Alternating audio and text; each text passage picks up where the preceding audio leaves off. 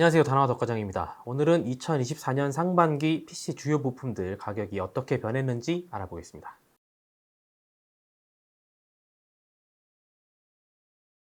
먼저 인텔 CPU입니다. 표를 보시면요, 눈에 띄는 제품 3개가 있죠. 12400, 12400F, 13400F인데 공통점이 있어요. 첫 번째 9세대, 두 번째 i5, 세 번째 가격이 내렸다. 올해 1월부터 6월까지 12400F는 마이너스 12%고 12400은 마이너스 13%, 13400F는 마이너스 14% 내렸습니다. 가격이 왜 유독 얘네만 내려갔을까요? 비슷한 가격대, 성능대에 어마어마한 경쟁 제품이 있기 때문입니다. 여러분들도 잘 아시겠지만 AMD 라이젠의 5600, 그 다음에 7500F가 많이 저렴합니다. 가성비가 걔네들이 워낙 좋으니까 잘 팔리죠. 그러니까 인텔에서 이거 대응 안 되면 죽겠는데 싶어가지고 비슷한 체급인 12400, 12400F, 13400F 얘네들의 가격을 경쟁 가능한 수준으로 조정한 것으로 보입니다. 실제로 인텔 본체를 맞추실 분들에게는 땡처리 삼형제가 나쁘지 않아요. 12400F는 그래픽카드 적당한 거랑 같이 조합을 하면은 한 50에서 70만원대 본체가 나오고, 집에 그래픽카드 남는 게 있는 분들은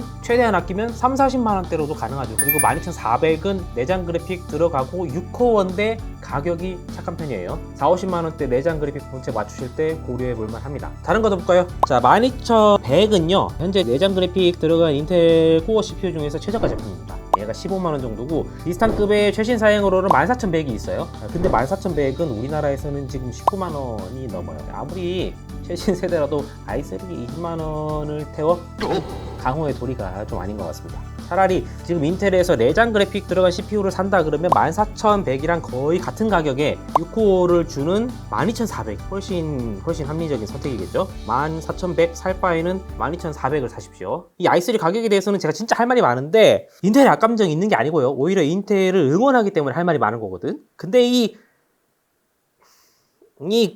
그거는 다음 주에 제가 촬영할 점유율 영상에서 다시 다룰게요. 자, 14세대 나머지 제품들은 가격 변동이 거의 없었습니다. 상반기는 거의 같은 가격으로 쭉 팔렸다고 보시면 될 것 같고요. 그 다음에 가끔 오픈마켓 특가에 카드 할인 연끌까지 하면은 얘네가 이 표에 나온 금액보다 한 10%, 15% 정도 더 저렴하게 팔릴 때도 있습니다. 그리고 14세대 중에는 14700K가 그나마 상품성이 좀 많이 개선돼서 나온 애죠. 그래서 평이 좀 괜찮은 편인데, 이 표를 보면 제가 개인적으로 아쉬운 거는 이 좋은 14700의 가격을 내려갖고 더 많이 팔았다면 AMD를 더 압박을 할 수 있었을 텐데 오히려 가격이 조금 올랐어요, 올 상반기에. 그게 좀 아쉽죠. 14700K건 700F건 아무튼 이 스펙에 한 40 근처까지 내려왔다면은 게임 실행 이슈고 이런 거고 뭐고 그런 거 상관없이 스펙발로 밀어가지고 잘 팔렸을 텐데 좀 아쉬워요. 그리고 시청자 여러분께서 보고 계신 이 표는 상반기 자료인데요, 7월 하반기에 딱 들어오면서 여름방학 때문인지 아니면 환율 때문인지 정확히는 잘 모르겠지만 가격이 약간씩 오르고 있으니까 구매하시기 전에 가격을 체크해 보시기 바랍니다. 참고로 이제 6월 말부터 가격 오르고 있는 거는 인텔만 그런 게 아니고 AMD도 마찬가지입니다.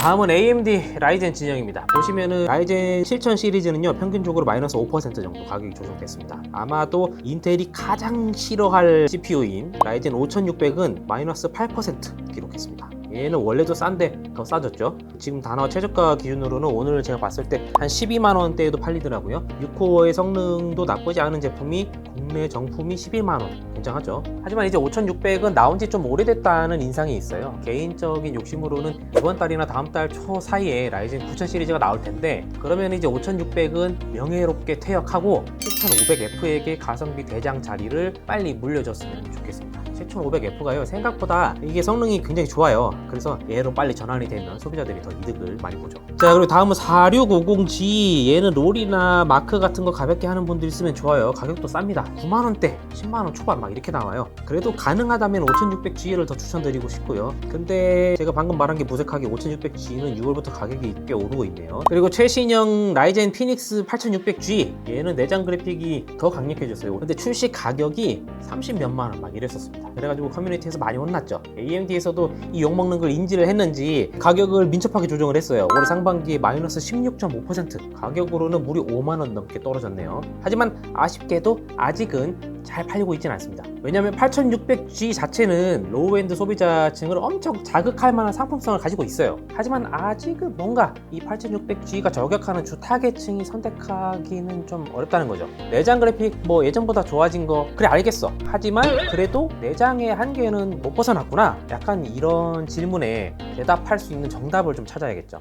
그리고 라이젠 5700X3D 일명 573D인데요. 얘는 나오자마자 가격이 더 떨어졌죠. 마이너스 18.74%. 와, 많이 떨어졌습니다. 사실 이 573D는 신제품으로 보드까지 해가지고 싹 구매하는 그런 정도의 제품은 아니고요. AM4 메인보드를 아직까지 쓰고 있는 분들, 그 중에서 CPU가 좀 오래된 분들, 그런 분들이 나 메인보드는 그대로 놔두고 CPU만 마지막으로 업그레이드 한번 해봐야겠다, 이런 생각이 들 때 구매하는 용도입니다. 그런데 AM4 유저들이 지금 신제품 기준으로 업그레이드 할 만한 CPU 최종 옵션이 사실상 573D가 제일 좋기 때문에 AMD가 약간 이 배짱 가격을 붙여서 파는 느낌이 좀 있는데요. 아직 AM4 사용하는 유저 중에서 이 돈을 쓰면서 573D로 넘어오려고 할까를 생각을 해보면 조금 부정적이죠. 왜냐면 사람들이 573D에 관심이 없어요. 나왔는데 잘 몰라. 583D는 알아도 573D는 이건 잘 모르거든요. 관심 가질 타이밍이 지났다는 거죠. 그리고 AMD가 이 573D의 재고를 털어내리면 고민이 좀 필요할 것 같습니다. 자, 그리고 나머지 7000 시리즈 가격 한 5% 내렸고,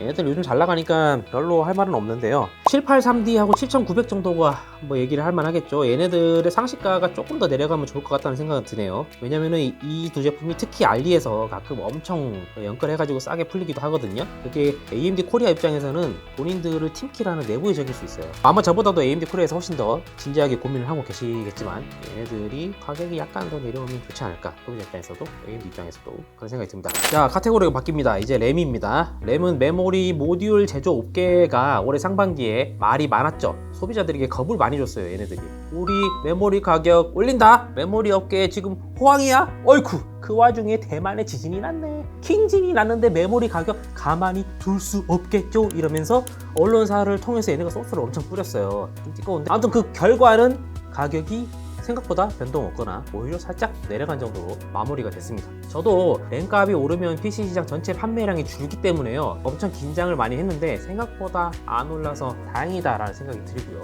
그러면서도 왜 안 올랐지 라는 고민을 좀 해봤는데, 메모리 업황이 좋다 어쩐다 하는 거는 전부 이 개인 소비자 시장 이야기가 아니고 B2B 서버, 데이터 센터 이런 큰 고객들 이야기였던 게 좀 컸던 것 같아요. 예전에도 몇 번 이 메모리 가격이 업계에서 메모리 값 올린다고 하더라, 호재다 이러면서 말도 안 되게 팍팍 뛴 적이 몇 번 있거든요. 기억하시는 분들이 계실 텐데 DDR4 8기가가 한때 9만원, 10만원 이렇게 팔릴 때가 있었습니다. 근데 그럴 때마다 결과론적이긴 하지만 가격이 이렇게 팍 뛰고 나서 판매량이 엄청 줄었어요. 반토막 이하로 내려가거든. 그래서 유통업계도 이제 소비자 패턴이 좀 학습이 된 게 아닐까라는 생각도 좀 듭니다. 이거 호재 떴다고 가격 너무 이렇게 팍 올리면 한동안 메모리가 엄청 안 팔린다, 아예 안 나가더라 하는 거를 이제 유통업계도 알기 때문에 예전에 비해서 외부 이슈에 램값이 움직이는 민감도가 좀 낮아지고 있는 것 같다는 생각도 좀 듭니다. 이건 좋은 일이고요. 요즘 램값 좀 저렴하죠. 저렴한 상태로 안정화가 되어 있기 때문에 구매하실 분들은 뭐 고민하실 필요 없이 바로 구매하셔도 괜찮을 것 같습니다.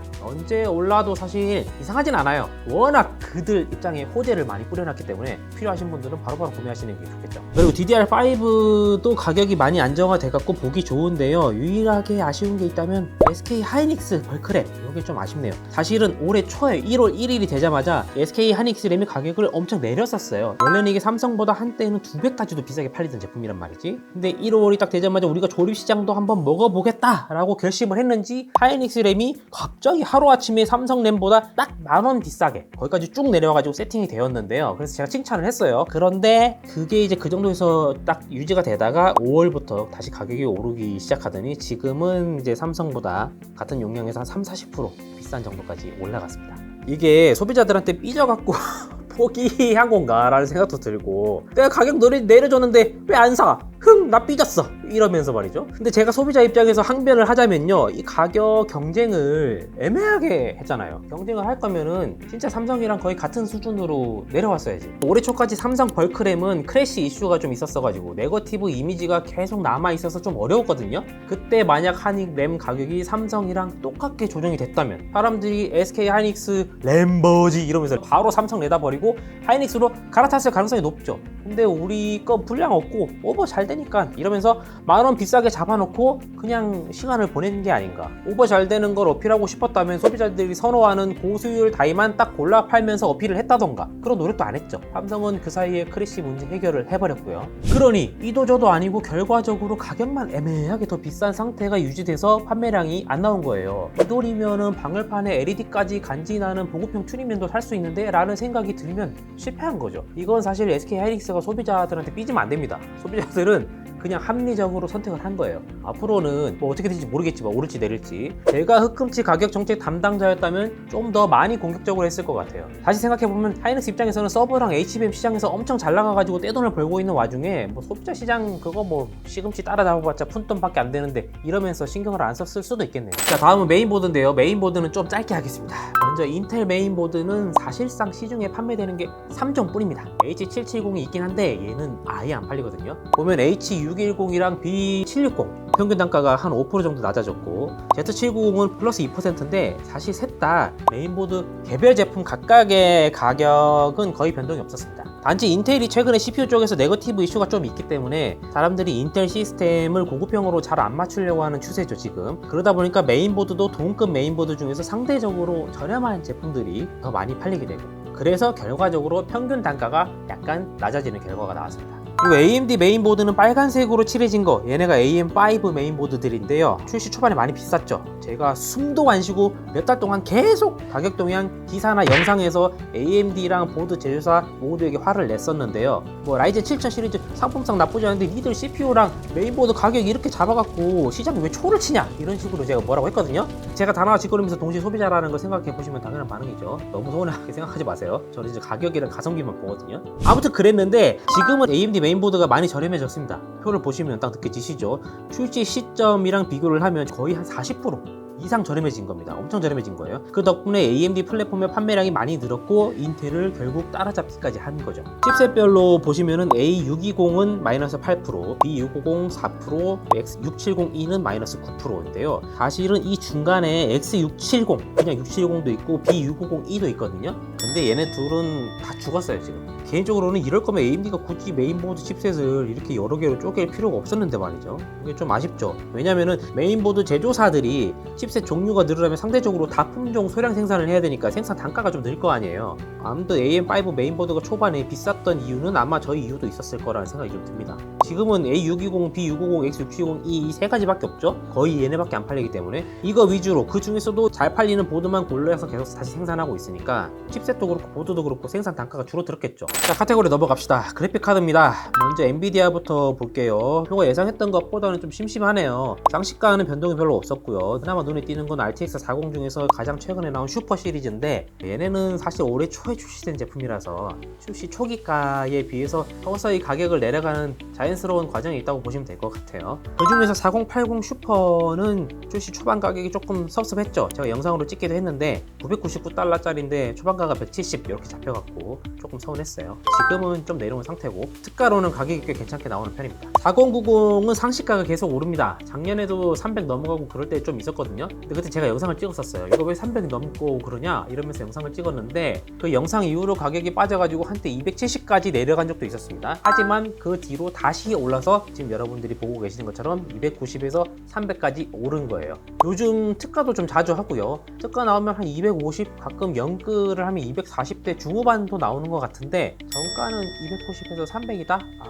이건 좀 그렇죠. 왜냐면요, 제일 처음에 300까지 올라가서 극초반에는 중국인들이 4090을 싹 쓸어가서 그렇게 된 거거든요. 그때는 특가 그런 게 어딨어. 중국까지 싹싹 긁어가가지고 아예 4090 물건이 시중에 없었기 때문에 아예 특가도 안 나왔습니다. 하지만 지금은 특가로 250 언더도 잘만 나오죠. 요즘 특가 많이 나와요.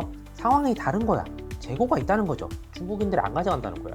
근데 정가는 290 사지 마세요. 그냥 연말이나 내년 초에 5080 나오면 엔비디아가 5080도 중국에 팔아야 되니까 아마 얘 성능을 중국 수출 제한에 안 걸리는 4090D 정도로 맞출 것 같거든요. 그래도 얘는 80 시리즈니까 4090보다는 가격은 싸겠죠. 그러니 4090 성능이 필요한 분들은 지금 가격에 이거 사지 마시고 돈을 좀 모으면서 기다렸다가 5080 사십시오. 지금 당장 고사양 게임 하실 분들, 급하신 분들은 4080 슈퍼 특가 뜨는 거 잡으시고요. 나는 4090으로 AI 연구나 학습 꼭 필요해, 지금 돌려야 돼, 이런 분들은 뭐 어쩔 수 없는데 그런 분들은 특가 연끌로 240대로 나오는 거 잡으시길 바랍니다. 다른 지포스도 그렇고 라디온도 마찬가지지만 상시가 비싸게 걸어놓고 특가라고 하면서 사실상의 정가로 파는 게 고착화되고 있거든요. 근데 이러면은 본체 견적내서 조리컴 구매하는 사람이나 완본체를 한 방에 구매하는 소비자들은 지금 그냥 내다 버리는 거거든. 이 시장을 아직 소비자 시장의 과반은 견적내갖고 한방에 조립 구매하거나 완본체로 구매들 하시는데 조립 시장을 버리고 드래곤볼 특가만 노려가지고 재고를 털려고 할까? 그것도 요즘은 서로 최저가 경쟁 붙어가지고 환율이 이렇게 비싼데도 불구하고 매주 서로 역대가를 갱신하고 있단 말이지. 오픈마켓 쿠폰 부담하고 수수료 내면 별로 남는 것도 없어 보이는데 소비자들은 그렇게 연끌해가지고 구매해야 겨우 해외 정가로 구매를 하고 자기들도 별로 남는 게 없고 아무도 이득 보는 사람 없는 상황이 지금 이해가 잘 안 돼. 만약 이럴 때 어떤 브랜드에서 특가가 아니라 상시가를 다른 업체 특가 수준으로 팍 낮추는 브랜드가 있다면 오히려 그 브랜드는 조립 의뢰 시장이나 완본체 시장에서 눈에 딱 띌 수 있겠죠. 쿠폰 부담이나 수수료 부담도 적으니까 남는 것도 더 많이 남을 테고 그게 더 낫지 않을까 싶은데. RTX 3050 얘네도 좀 봐야 되는데 3050은 6기가랑 8기가 두 개로 나눠져 있습니다. 그런데 이게 메모리 용량만 다른 게 아니라 칩셋 스펙도 조금 달라요. 그래서 성능 차이가 많이 나거든요. 하지만 가격 차이는 보시면 별로 안 나죠. 그래서 지금 시점에는 3050 6기가를 사시면 안 되고요. 8기가를 구매하시는 게 훨씬 이득입니다. 근데 뭐 길게 보면 6기가 가격이 엔비디아 본사 차원에서 더 내려갈 것 같긴 해요. 내려야 돼. 왜냐면 1660 슈퍼 재고가 안 빠져가지고 안 내리는지 뭐 속사정은 정확히는 모르겠지만 이 성능만 놓고 보면 3050 6기가는 뭐 149달러 우리나라 돈은 한 20만원 정도가 적당히 보이거든요. 우리나라 유통사들은 오히려 3050 6기가는 가격을 열심히 내려왔거든요. 이게 정가 자체가 좀 비싸게 잡혀 있어요. 라데온은 판매량이 상대적으로 적기 때문에 간단히 언급하겠습니다. 가격 변동은 크지 않았습니다. 좀 눈에 띄는 게 6800인데 이거 현역일 때는 포지션이 좀 애매했어가지고 그리고 가격도 애매했어요. 잘 안 팔렸습니다. 재고가 좀 많이 남았었나 봐요. 최근에 가격 저렴하게 풀리고 있는데 아마 재고 털어내는 것 같죠. 진작에 이렇게 팔았으면 잘 팔렸을 텐데 이건 이제 AMD 가격 정책이 문제였던 것 같고 아무튼 요즘은 6800 가격 나쁘지 않다고 생각이 되고요. 특가 기준으로는 7800 XT랑 7900 GRE도 생각보다 괜찮게 나옵니다. 다만 상시가는 지포스랑 마찬가지로 별로 정이 안 가고요. 그나마 정이 가는 거 예뻐 보이는 거는 6600입니다. 6600은 비슷한 가격 경쟁 상대가 3050 6기가랑 가격이 비슷해요. 근데 성능은 50% 60%막 이렇게 좋아요. 그래서 그래픽 카드에 한 25만원에서 30만원 정도 쓰시면서 새 그래픽 카드를 원하신다 하는 분들은 RX 6600, 라데온 6600이 베스트 픽이라고 생각이 됩니다. 라데온에 거부감 있는 분들만 아니라면요. 마지막 카테고리입니다. 저장 장치는 한 번에 묶어서 보겠습니다. 슬픈 소식이 먼저인데요. SSD 가격이 좀 올랐습니다. 제일 중요한 랜드 플래시 메모리가 올해 유독 많이 올랐어요. 특히 이제 삼성전자랑 SK 하이닉스 제품들이 가격 상승을 주도를 했는데 SSD라는 게 신뢰도가 좀 중요한 제품이다 보니까 뻥 나면 다 날아가잖아. 그래서 신뢰도가 중요해서 사람들이 삼성전자랑 하이닉스 제품이 가격이 좀 많이 올랐지만 그럼에도 불구하고 다른 회사 제품보다 이 제품들을 더 많이 선택을 하면서 상대적으로 평균 단가가 좀 더 많이 올라간 감이 있는 것 같아요. 다른 회사 제품들은 이 정도까지 안 오른 제품들도 있어요. 그리고 유일하게 파란색으로 가격이 내려간 카테고리가 있죠. 이거는 PCI 익스프레스 젠5 초고속 SSD입니다. 얘네 엄청 비싸요. 원래 젠5 SSD는 최신 기술이라는 버프가 있기 때문에 가격이 원래 엄청 비쌌는데 점점 시간이 지나면서 경쟁 제품들도 늘어나고 최신 기술 버프도 사그라들기 때문에 가격이 자연스럽게 안정화되는 과정이라고 보시면 될 것 같고요. 하드는 2테라, 4테라 두 개가 주로 팔리는데 모두 WD 제품을 기준으로 봤고요. 2테라는 가격 변동 없었고 5400rpm 4테라 제품은 마이너스 6% 정도 찍었네요. SSD 가격이 한때 엄청 저렴해지면서 하드를 거의 죽일 것처럼 뒤에까지 따라왔었는데 그러다가 SSD 가격 떨어지는 게 멈추고 오히려 좀 오르니까 하드 입장에서는 숨통이 좀 튀었을 겁니다. 가격 대비 제공 용량에서 SSD보다 하드가 지금 많이 유리해진 상황이죠. 2테라, 4테라 둘 다 SSD랑 비교하면 좀 많이 저렴하니까 백업용 찾으시는 분들은 하드 지금 괜찮을 것 같습니다. 마지막으로 채널과 회사 홍보도 한번 하겠습니다. 커넥트 웨이브 다나와는 다나와를 통해서 이루어지는 모든 유통 데이터를 저장하고 분석하는 다나와 리서치 통계 시스템을 보유하고 있습니다. 저희 다나와 리서치 데이터를 활용한 영상과 기사도 저희가 자주 제작하고 있으니까요.